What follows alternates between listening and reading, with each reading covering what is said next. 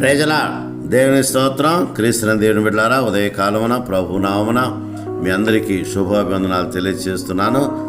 శరీరం మీ అందరికీ కూడా ప్రభు దీవించాలని కోరుకుంటున్నాం. ప్రతిరోజు ప్రభుతో దేవుని యొక్క ఘనమైన నామాన్ని స్తుతించే ధన్యత దేవుడు మనకిచ్చినందుకై దేవునికి వందనాలు చెల్లిస్తున్నాం.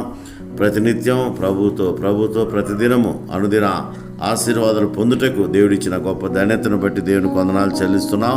అరుణోదయ శ్రేష్టమైన దీవెనలు, ఆశీర్వాదాలు, కృపావరాలు మనం పొందుటకు దేవుడు మనకిచ్చిన గొప్ప ధన్యతను బట్టి దేవునికి వందనాలు చెల్లిస్తున్నాం. అరుణోదయ ఆశీర్వాదాలు పొందుటకు దేవుడు పిలిచాడు. ఆయన తన కృప కుమ్మరించినట్లుగా దేవుని బిడ్డలారా జ్ఞాపకం చేసుకుందాం. ధ్యానాంశాన్ని జ్ఞాపకం చేసుకుందాం.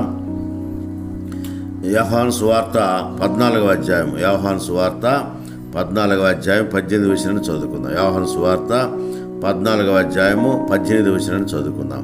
మిమ్మును అనాథులుగా విడువను, మీ యొద్దకు వత్తును. చూసారా, దేవుని వాగ్దానం. అనాథులుగా విడువను. అనాథులంటే దిక్కులేని వారని అర్థం. దేవుని బిడ్డలారా గమనించండి, అనాథులుగా విడవకుండా ఆయనే నాథుడుగా ఉండి మనను కరుణించి, కాపాడి, దీవించి, ప్రేమించి, ఆదరించి, బలపరిచి బలమైన కార్యాలు జరిగించే దేవుడని దేవుని బిడ్డలారా జ్ఞాపకం చేసుకున్నంత మాత్రమే కాదు, నేను మీ వద్దకు వత్తును. చూసారా, దేవుడు మన దగ్గరికి వస్తాడంట. దేవుడు మన దగ్గరికి వస్తే మనకి ఇంకా సమస్త దీవెనలు, కృపావరములు సమృద్ధిగా ఆయన మనకు అనుగ్రహిస్తాడని దేవుని బిడ్డలారా జ్ఞాపకం చేసుకుందాం. ఎందుకంటే మనకు నాథుడు ఆయనే.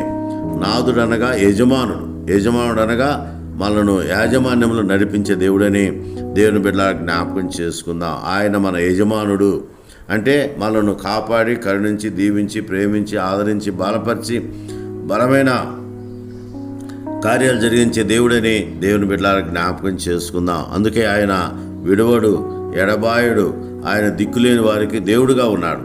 దిక్కులేని వారిని దీవించే దేవుడు, దిక్కులేని వారిని కరుణించే దేవుడు, దిక్కులేని వారిని ఆదరించే దేవుడు, దిక్కులేని వారిని పరామర్శించే దేవుడు, దిక్కులేని వారికి ఆయన దిక్కుగా ఉండి కరుణించి, కాపాడి, బలపరిచి బలమైన కార్యాలు జరిగించే దేవుడని దేవుని బిడ్డలారా జ్ఞాపకం చేసుకుందాం. అందుకనే ఆయన అనాథులుగా విడువను అంటున్నాడు. ప్రభు అయిన యేసు క్రీస్తు వారు శిష్యులకు ఇచ్చిన వాగ్దానం ఇది. మిమ్మల్ని నేను అనాథులుగా విడువను. నేను లేకుంటే మీరు చెదిరిపోవద్దు, మీరు ఉండండి, బలంగా ఉండండి, బహుగా మీరు ప్రార్థన చేయండి అని దేవుడు వారికి వాగ్దానం చేశాడు. మరలా వస్తాను, మీ దగ్గరికి నేను మరలా వస్తాను, విడవక మీ వద్దకు వస్తానని దేవుడు వాగ్దానం చేస్తున్నాడు. దేవుని బిడ్డలారా గమనించి, నిజమే, ఆయన విడవక, ఎడబాయక, కరుణించి, కాపాడి, ఆదరించి, బలపరిచి బలమైన కార్యాలు జరిగించే దేవుడని దేవుని బిడ్డలారా జ్ఞాపకం చేస్తుంది. ఎందుకంటే ఆయన తన బిడ్డలను విడువడు, ఎడబాయడని నాకు జ్ఞాపకం చేసుకుందాం.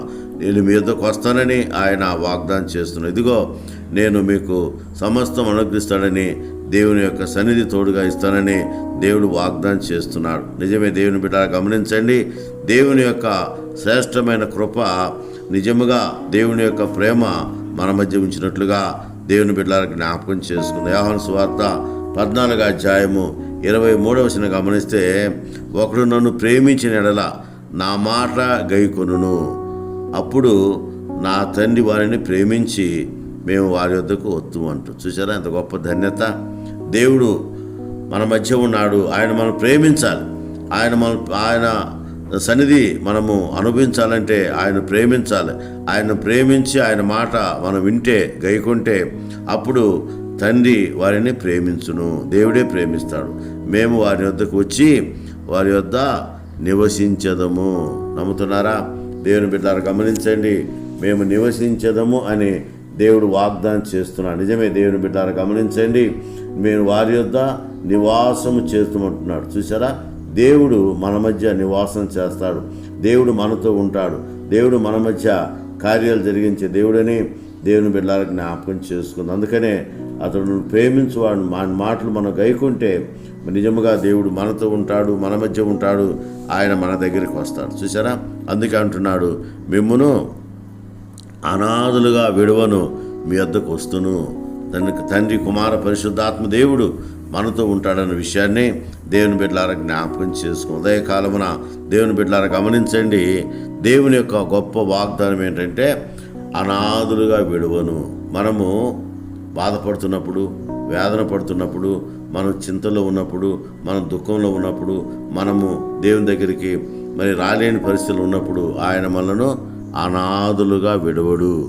ఎందుకంటే మనం కష్టపడటం ఆయన చూస్తే నిజముగా ఆయన మరి మనల్ని ఆదుకుంటాడు. ఆదుకునే దేవుడు, కరుణించే దేవుడు. నిన్ను విడువను, నిన్ను ఎడబాయను. నిబ్బరం కలిగి ధైర్యం. తన బిడ్డలు వేదన పడటానికి ఇష్టం లేదు. అందుకే ఆయన అందరితో ఉంటాడు, అందరి మధ్య ఉంటాడు, అందరితో ఆయన కార్యాలు జరిగించే దేవుడు, అందరి యందు ఆయన కృప కుమ్మరించే దేవుడని దేవుని బిడ్డలారా జ్ఞాపకం చేసుకుందాం. అందుకని దేవుడు అంటున్నాడు, మిమ్మును అనాథులుగా విడువను, మీ వద్దకు వస్తునని దేవుడు వాగ్దానం చేస్తున్నాడు. నిజమే దేవుని బిడ్డలారా, గమనించండి. ఆయన కార్యాలు, ఆశ్చర్యాలు, ఆయన క్రియలు, అద్భుతాలు, ఆయన మన మధ్య ఉంటాడు, మనతో ఉంటాడు, మన మధ్య కార్యాలు జరిగించే దేవుడనే దేవుని బిడ్డలారా జ్ఞాపకం చేసుకుందాం. ఉదయకాలమున దేవుని బిడ్డలారా గమనించండి, దేవుడు మన మధ్య ఉంటాడు, దేవుడు మనకు తోడుగా ఉంటాడు. అనాథులుగా విడని విషయాన్ని జ్ఞాపకం చేసుకుని ఆయన సన్నిధిలో ముందుకు సాగినట్లు పరిశుద్ధాత్మ దేవుడు సాయం చేయనుగాక. ఆమెన్. ఆమెన్. May God bless you.